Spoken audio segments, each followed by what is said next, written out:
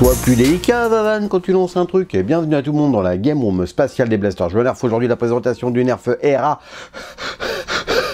Kless. C'est pas une nouveauté, mais quand je vois ce que Nerf Rival nous sort en ce moment, tu vois, celui-là me faisait envie. Ça faisait un moment que je l'avais à la maison et j'avais pas encore eu le temps de le faire. Qu'est-ce qu'il y a dans la boîte et l'ouverture de la boîte, c'est parti.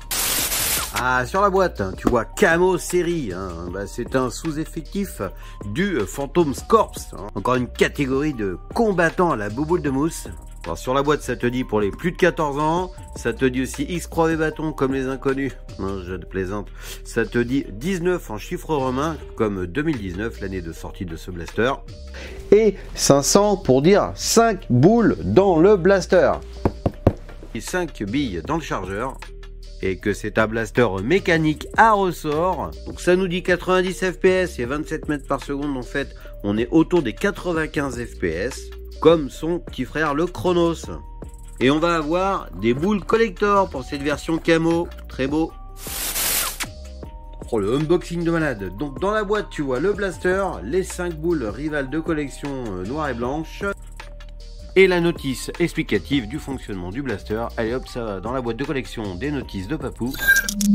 C'est clairement un nerf Rival Chronos reskin, hein, recolorisé, et on va dire augmenté en termes de volume. Vous allez voir, il est très beau et plus gros. On est à peu près sur les mêmes fonctionnalités et les mêmes performances. Après, c'est le look qui diffère, c'est à toi de voir ce que tu préfères. Hein, c'est pas facile, hein, de faire son choix là. D'ailleurs, dis-moi, toi, dans le commentaire, ce que tu préfères, un bon vieux Chronos ou le nouvel Héraclès. Enfin, nouvel qui n'est plus très nouveau, puisqu'il est arrivé un an après lui qui est arrivé en 2018, si ma mémoire ne me fait pas faux bon. Mais lequel tu préfères? Dis-le moi dans les commentaires. Mais il y a un truc qui est différent, c'est qu'avec celui-là, on avait fait une petite vidéo tuto avec Vavan là-dessus. Tu peux charger 1, 2, 3 boules. Après tu fais ça et tu balances tes 3 boules. Ça sert pas à grand chose, mais ça permet de faire un effet shotgun à quelques mètres avec ce blaster. Ici, tu peux pas le faire. Alors, on va faire un tour rapide de cet appareil. Regarde bien. Un anneau accroche-angle ici, donc tu vas pouvoir te promener avec sans peiner. Il est un petit peu plus lourd que le Chronos qui est un peu plus connu. C'est la version camo, on l'a dit tout à l'heure. Donc le paint est très joli. Sobre, hein, voilà. Un témoin de chargement ici, quand tu tires, hop, il s'en va, ça te permet de savoir si le coup est parti, pour sécuriser ta détente. Là elle est bloquée, là elle est plus bloquée, tu vois, c'est ici, hop, hop, hop, c'est que c'est à gauche, d'accord, donc à droite, il n'y a rien, c'est pas ambidextre. Un rail de personnalisation licence Nerf sur le dessus, mais sur la poignée de chargement. Donc pas très agréable, un peu comme le Recon MK2 de la gamme Modulus. C'est un délire, bon c'est là.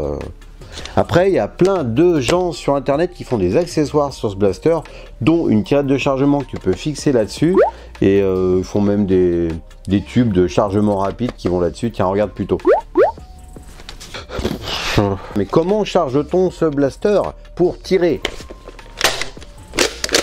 Il n'y a pas de slam fire en restant appuyé sur la détente.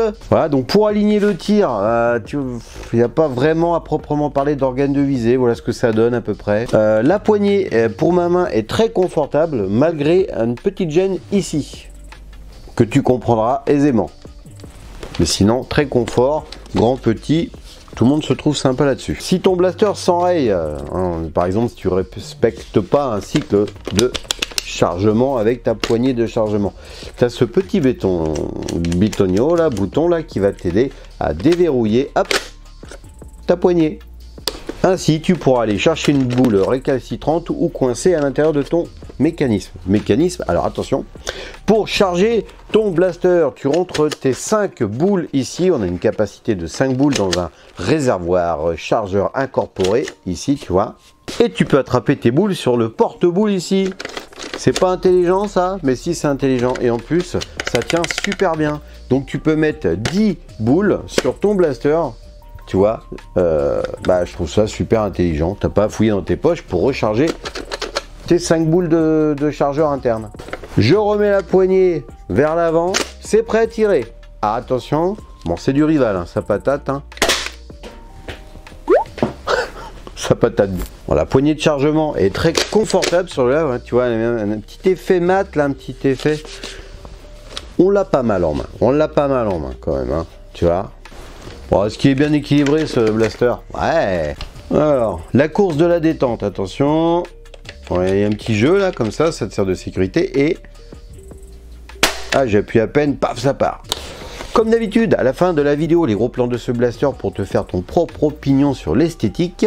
N'hésite pas à me dire dans les commentaires vraiment ce que tu penses de ce blaster, ça m'intéresse. Même si YouTube fait tout pour que tu ne reçoives pas mes notifications, j'en ai la preuve maintenant. Merci YouTube, ça fait plaisir de créer du contenu sur ta plateforme. Hop là. Bon, on va tirer avec ce blaster, on va voir s'il est précis. Bon, je tire pas loin, à 2-3 mètres, hein, mais de toute façon avec du rival tu vas faire mouche, mais c'est pour le plaisir. On y va. Oh, c'est bon ça. Oh, ça tape. Oh, que ça tape bien, j'aime bien ça. La tôle de fer a dit non, arrête, arrête.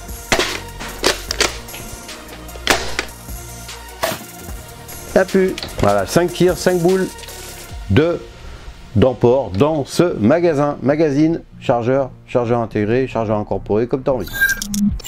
Bon, on va aller faire les tests de tir en extérieur pour voir la portée et un peu la précision de ce blaster. Aujourd'hui, je suis assisté de Label pour les tests de distance et de tir en extérieur. Alors, on va tirer à 10 mètres, on va voir si on atteint les 10 mètres. Libéré.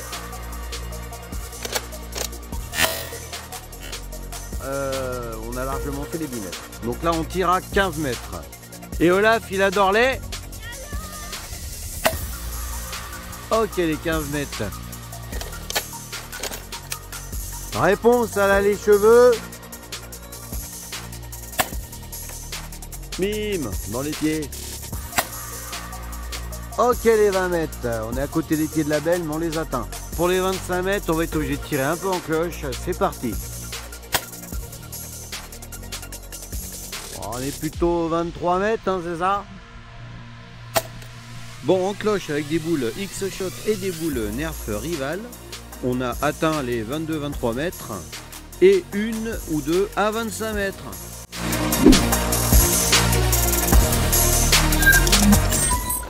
Bon, bah vous avez vu, on a les mêmes performances à quelques centimètres près que le bon vieux Nerf Rival Chronos. Donc c'est plutôt positif, c'est super sympa.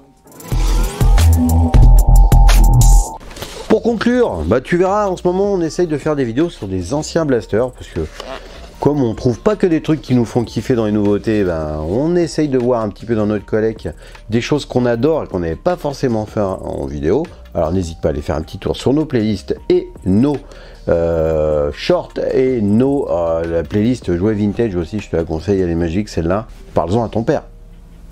Ou pas, comme tu veux, hein. Ou à ta mère, si tu as le droit, hein. Tu fais à qui tu veux, même ton voisin, ta voisine, les copains, les copines, hein, ton animal de compagnie, un panda, qui tu veux, parle de nous, ça fait plaisir. On va conclure les amis avec ce magnifique blaster. Donc les points positifs, fiable, robuste, blaster mécanique à ressort, pas de pile à gérer, le look blanc avec cet effet camo, j'adore. T'es caché dans les bois avec Lucas.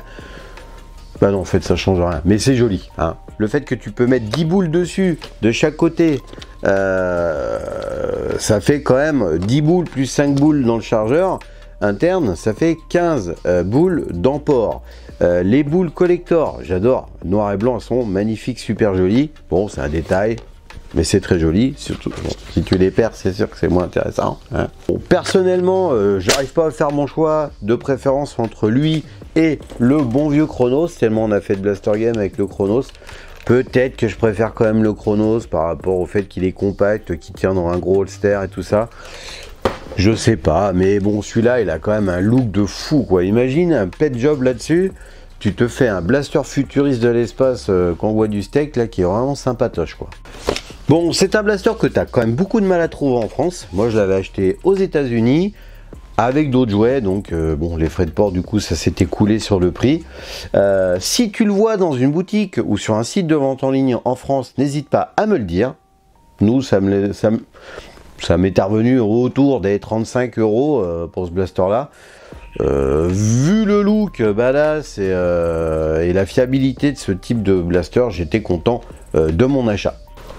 Pas de Slamfire. Bon, bah, c'est point positif ou négatif, ça dépend des goûts. Point négatif, c'est cette espèce de rail de personnalisation qui est pas forcément utile du coup, puisqu'il est positionné sur la poignée. Donc si tu mets, admettons, une lunette ou une visée, tu vas charger sur ta poignée, là, c'est pas pratique. Voilà. Bon, bref, c'est pas très grave. Voilà, merci de nous avoir regardés. À bientôt sur la chaîne Blaster Joue à Nerf.